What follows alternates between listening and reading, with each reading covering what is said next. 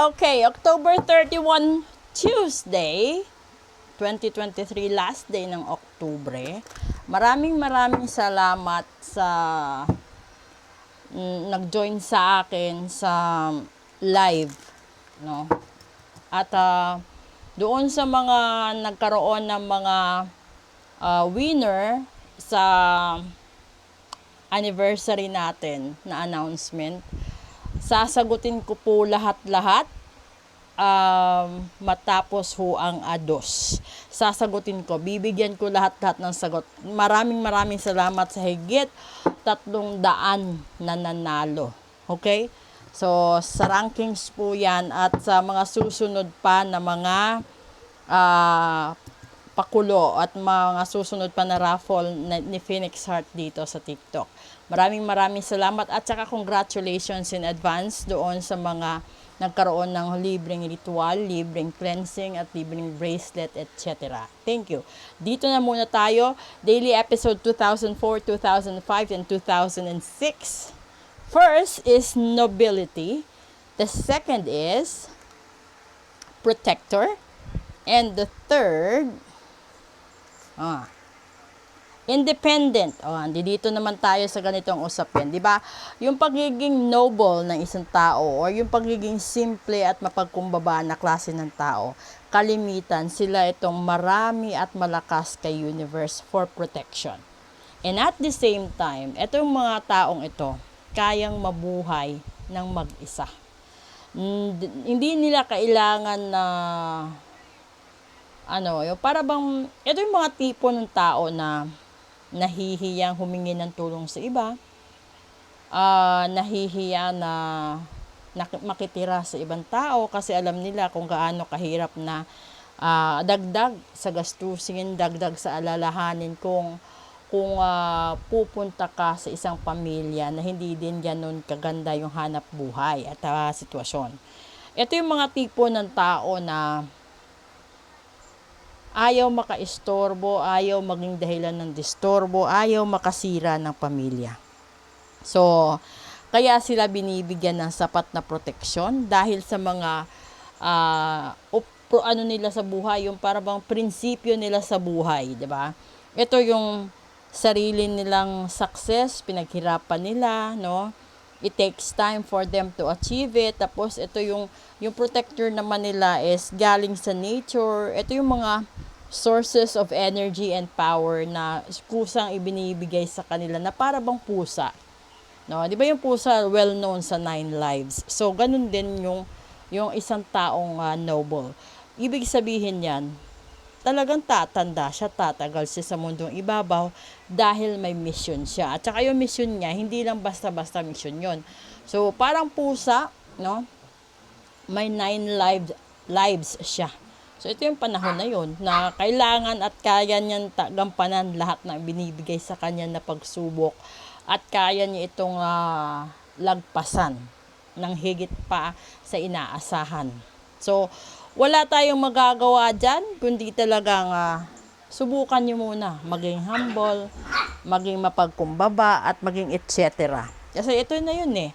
Ito yung pinakamahirap.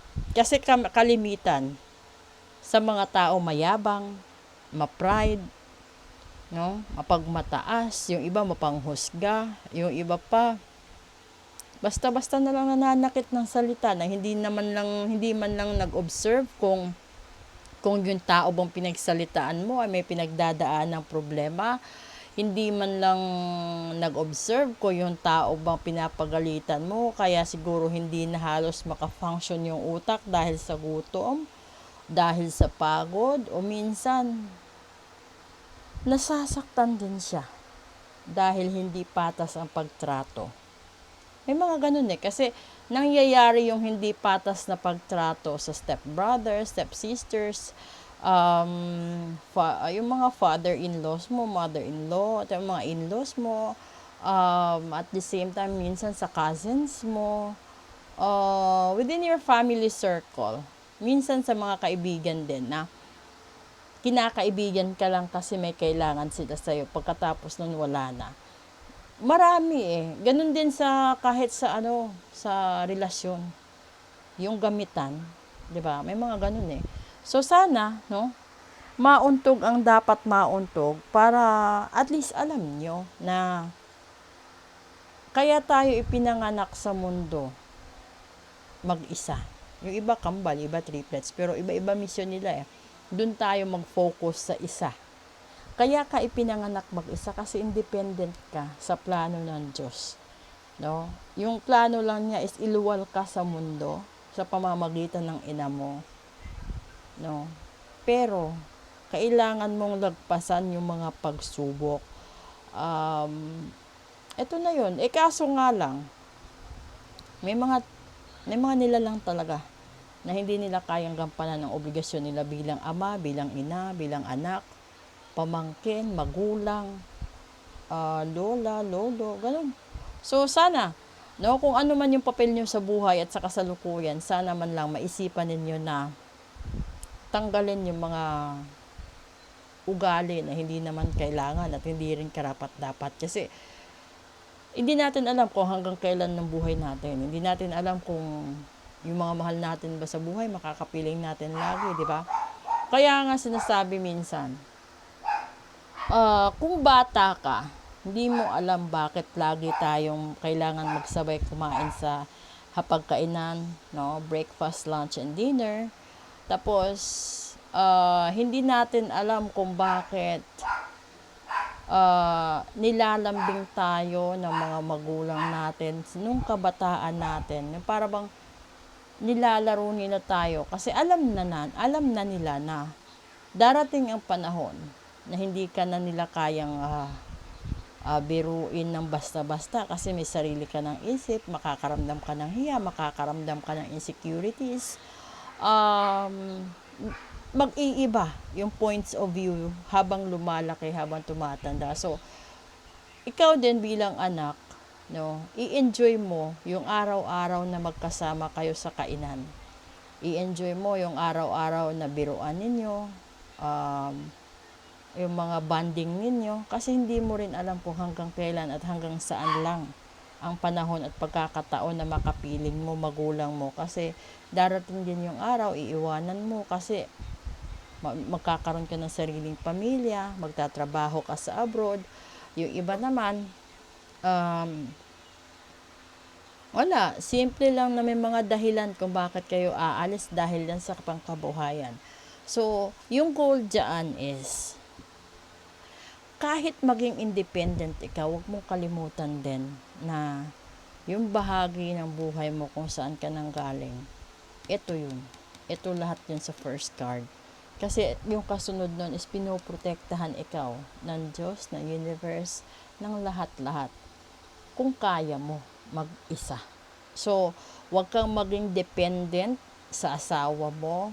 Huwag kang maging dependent sa kaibigan mo, sa kahit kanino. Kasi hindi rin habang buhay na magsasama kayo. Posible na yung isa mauna o yung isa mahuli or posible din magsabay. So, yung iisipin ninyo, yung mga araw na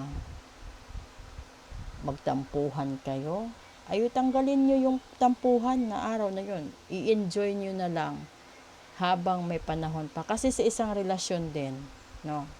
Ito tandaan nyo, pinakamahalaga. Walang guarantee na siya yung makakatuluyan mo. Pero yung tanging magagawa ninyo is gumawa kayo ng kabutihan or good memories between that relationship. Kasi darating ang panahon na kapag naghiwalay kayo, puro lahat magaganda ang alaala na matitira at maiiwan sa puso't isipan mo. So, ganun din, kung magkakaroon ka ng pangalawa, pangatlong karelasyon, hanggang kung ilang relasyon meron ka, you have to try your best to make good memories in every person you encounter sa buhay mo. Kasi, minsan yung iba, ilang chapter lang sila sa buhay mo. Yung iba naman, hanggang dulo. So, yun na yun. You just have to enjoy the memories habang kasama mo pa. Kasi, yung pagsisisi laging nasa huli. Proceed tayo sa special episode.